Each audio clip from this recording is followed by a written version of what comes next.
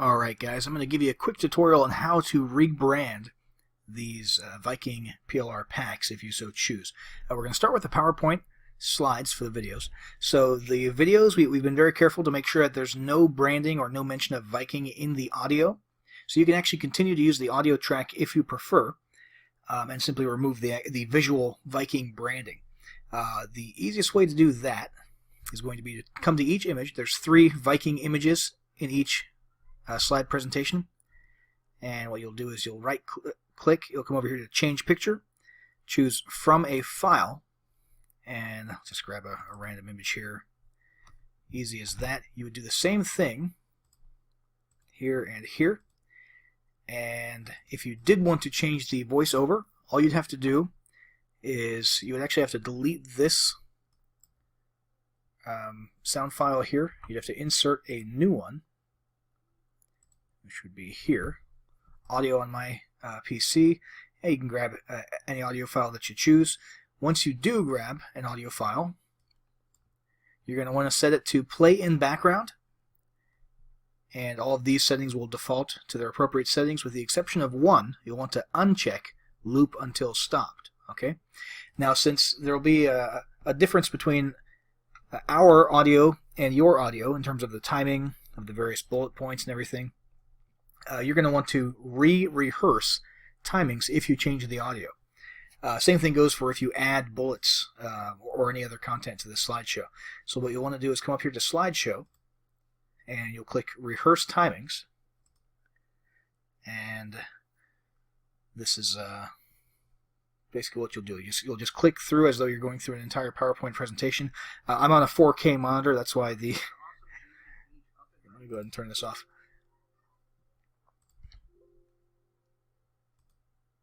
Yeah, sorry. So I was on a 4K monitor, so that's why it looked all zoomed in there. But basically, you would just proceed as though you were doing any other PowerPoint presentation and clicking at the right times in synchronization with your audio. And once you've done that, at the end there, when it says, do you want to save the timings, you hit yes. And from that point forward, when it renders a video, everything will be in sync. Okay, so we've covered how to change the images, remove all the Viking branding, how to change the audio. The last thing left to do in order to make these into a video would be to come over to File, and you're just going to come to Export, Create Video. Make sure this is set to use recorded timings and narrations. Those are the ones that you just set up. It should be set that way by default, and to choose your presentation quality. There's no reason not to do full HD these days. And create video, and that'll render, over the course of a few minutes, an MP4 video file of this presentation. And let's see if I missed anything here. Nope, I think that's about it for the PowerPoint slides. Let's move over to the the Viking bonus creation Word documents. So what I'm about to say applies to the reports as well as to the full ebooks. And really, it's actually very similar to PowerPoint, except for one thing I'll mention at the beginning is this background. It's here for stylistic reasons. It looks kind of cool and slick, but I understand a lot of people might not like that. So what you'll want to do, when you first open the document, everything will look kind of gray and hazy here. And that's because that background image is actually in the header. And it is, as far as Microsoft Word is concerned, it's layered in front of the text. So step 1 is going to be to double-click in the header area. Step 2, click one more time, and you're actually going to select this background image. Okay, you'll see these little dots up here in the corners and on the sides. That's how you can resize this. If you want to keep this background and you just want to get rid of it temporarily while you edit and change things so you can see a little more clearly, that's all you do. You just drag it to the side, and then remember to drag it back over before you finally render or export your document. And if you want to just delete it, that's fine. Just hit delete, and you get rid of that. If you want to switch to a white background, we'll just come over to Design up here, Page Color, change the page color to white, and what you'll see is that Microsoft Word, let me close out of the header mode actually. There we go. Microsoft Word, when you change the background to white, automatically changes the white text to black. Okay. Let's see here. Same rules apply here for changing the picture. Change picture from file. You can choose any picture that you'd like. You would want to go into the footer area. I'm going to go ahead and change the page color back to black. It's worth noting here that in the footer area it does not automatically change this text to black if you change the background to white, so you'll want to come in and manually do that. Just up here under home, and you can obviously change colors up here. And you're going to want to come in here, obviously remove the Viking branding from this, replace this image, and look for any other references. There shouldn't be any other references to Viking branding, with the exception of down here inside of the reports, where it actually recommends that your customers or your leads grab the ebook inside of each of the reports. But you can always just do Control F and look for the word Viking, see if there's any other Viking branding that we missed. We made sure not to include any in the actual body of the document in the case of the ebooks. And that is about it for the Word documents, guys. I just want to reiterate, when you distribute this to your audience, it needs to be in PDF format. So you're going to come up here to File, and you're going to save as Adobe PDF. Simple as that. Same thing goes for the PowerPoints. You can only distribute the video files once you export it as an MP4. You cannot distribute the actual presentation slides themselves. Again, unless you upgraded and got the master transferable PLR rights, in which case you can sell PLR rights to these. But if you just got the standard package of our Viking PLR bundles, and you're just distributing these to end users under your own PLR rights, make sure that when you distribute, you're only dealing with PDFs and video files, not with any Word documents or PowerPoint slides. That's about it for the tutorial. Guys, if there's any information here that I didn't cover or that you don't understand about rebranding, feel free to send us a support ticket, and if necessary, we'll go ahead and update this tutorial and re-upload it to the members area. All right, thanks, guys.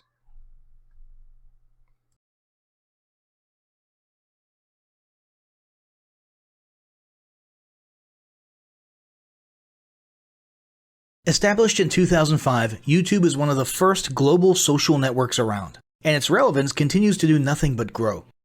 The video content posted, viewed, and shared on YouTube can be watched on desktops, laptops, notebooks, smartphones, and now smart TVs, any time of day or night.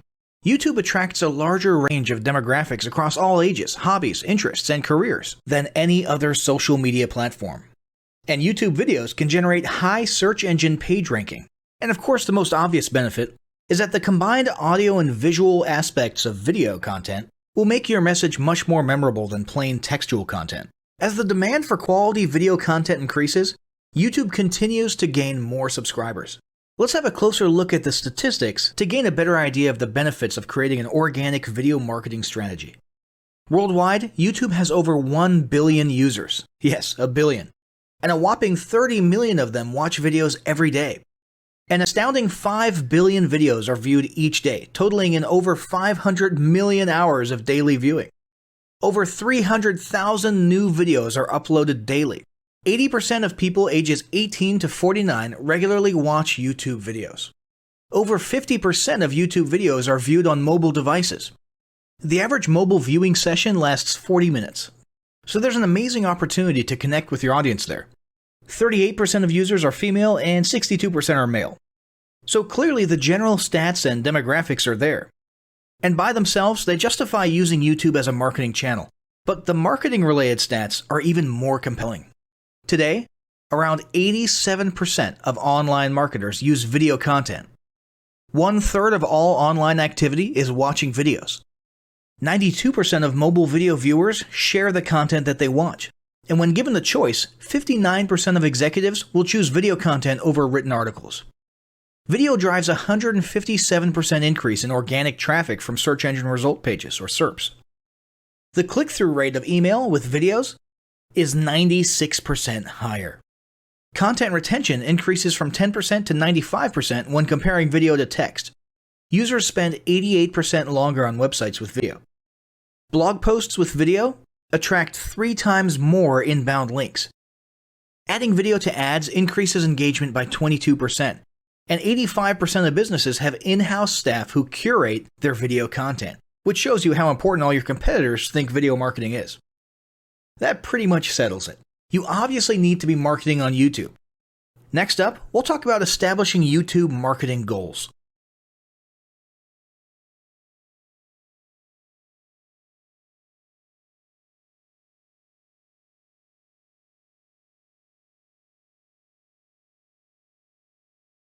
Establishing marketing goals is critical to the success of your YouTube marketing.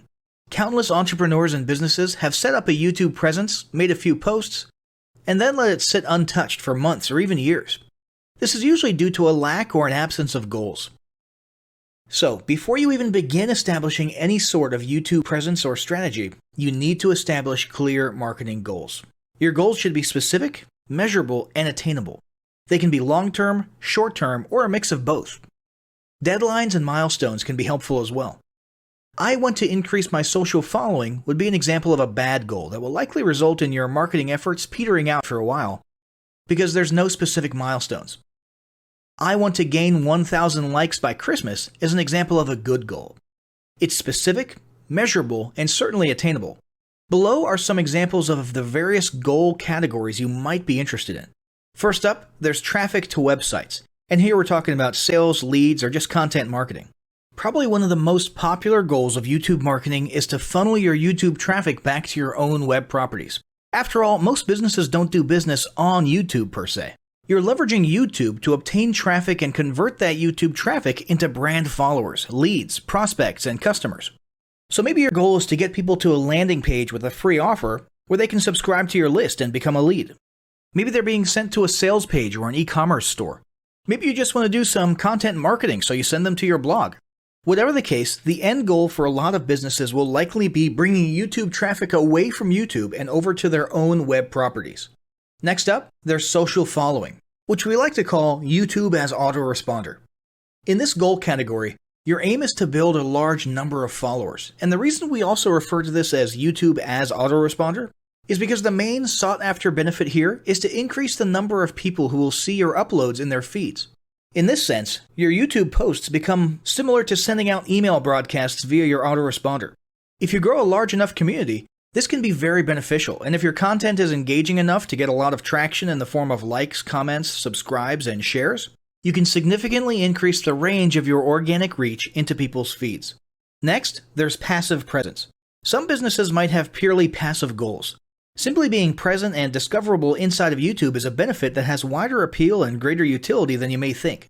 In many cases, a company's YouTube presence might supersede or at least augment what was once the role of a blog, assuming most of your content can be conveyed in the form of videos or attached to videos. When people come across this content of yours and they look at your channel, they can see some basic info about your brand or business, and you can get some traffic to your website. The same approach can also be used for events, communities, and brands. After that, there's brand awareness. Another goal that's less thought about might be spreading brand awareness and recognition. If you're just starting out, there's a good chance your brand might be in need of a jump start. If nobody's ever heard of you, a great way to increase recognition is to simply create and share unique, helpful, or entertaining content and get your name, logo, and overall brand identity in front of as many people as possible as many times as possible. If this is your goal, you want to avoid being salesy in the beginning. Ensure you're focused almost entirely on posting helpful, relevant, or entertaining videos. After that, there's expanding existing audiences. If you've already got an audience, your goal might be to make it bigger. This can be done via several social marketing methods. Sharing viral content, either curated or created yourself, can lead to a huge increase in your YouTube audience. Although creating your own viral content like that can be great, if you don't have the time or means to do so, you can simply leverage existing content that's already been proven to be viral by curating or resharing it with your own comments or angle added to it. Obviously, you don't want to actually steal and re-upload someone else's video. We're talking about doing a little video review or commentary about a content piece, preferably linking to the original content piece, and adding your 2 cents. Also, a few humorous videos can't hurt either. Other ways to expand existing audiences can include contests, sweepstakes, and gamification. Assuming your offers or prizes are compelling enough, incentivized sharing, liking, and subscribing can be very effective. Just ensure your methods are permitted by YouTube's terms of service. Enhancing or repairing public relations. Do you want to set your company apart in the public eye? Do you want to associate your brand with feelings of goodwill and community involvement? Was your business recently involved in a controversial incident that requires damage control? It doesn't take a humiliating public catastrophe to make PR enhancement a good idea. This is a goal that any business can engage in.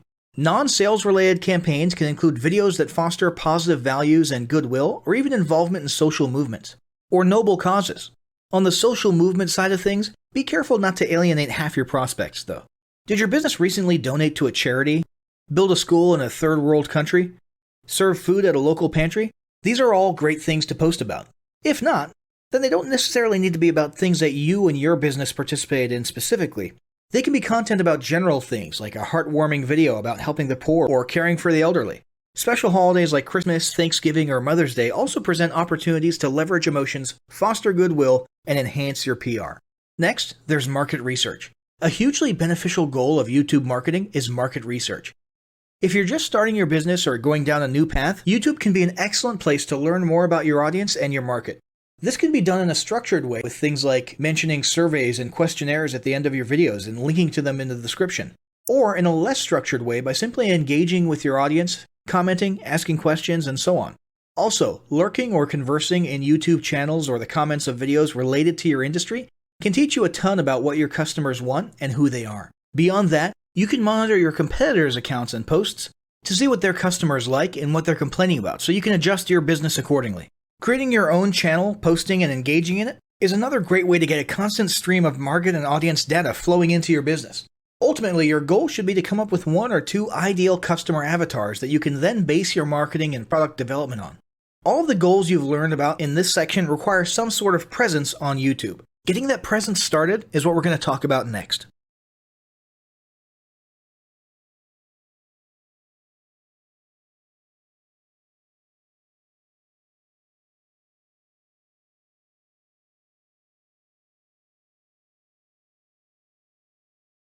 The first step in getting started on YouTube is to create your own company channel.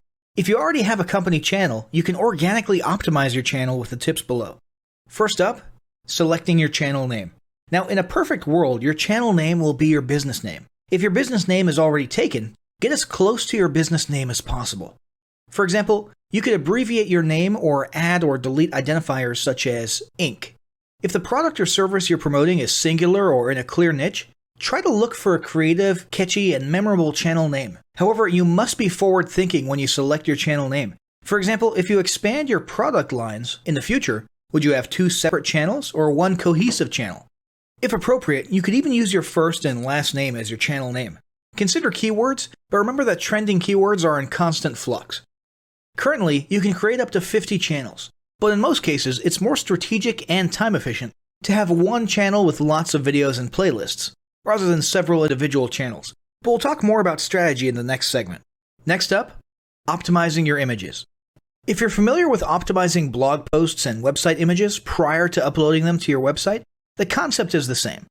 This is one of those tiny details that many people underestimate or simply don't know exist, but can go a long way in organic YouTube and search engine optimization. The best way to optimize your images is to use Google Trends or a paid keyword tool to identify the best keywords. Then, name and save your YouTube profile pic and banner with the most suitable keywords. Even if you're using your company logo, you must first name and save it with your relevant keywords. Even if you maintain the same profile pic and banner, update them both with new keywords on a quarterly basis. Next, it's tempting to simply copy and paste the About section of your website in YouTube or your other online platforms, sales sites, and social media channels. However, it's important to write unique descriptions for each of your online descriptions. This minimizes the amount of duplicate online content, but also ensures you have unique descriptions relevant to the purpose of each online profile. For example, your YouTube description should touch on the value you plan to add with your channel via videos, not just who your company is and what you do. Once you've written a few unique sentences or paragraphs, take the time to add the About section links to your website, other social platforms, and top trending news.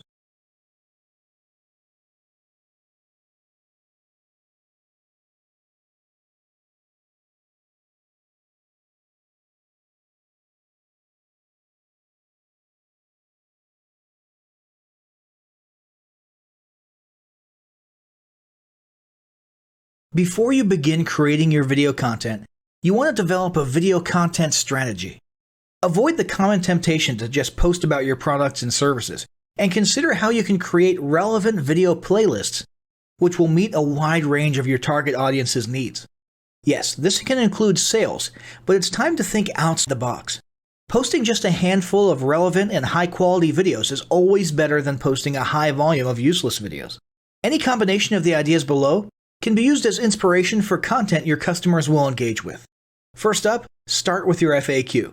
An excellent place to begin is take a look at your customers' most frequently asked questions. This can include industry questions and product questions alike. Answer the questions via a video or a video series and drive instant engagement.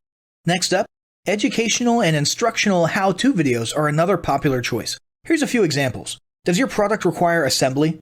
Great. Create a step-by-step video of how to put it together. Do you sell a digital product?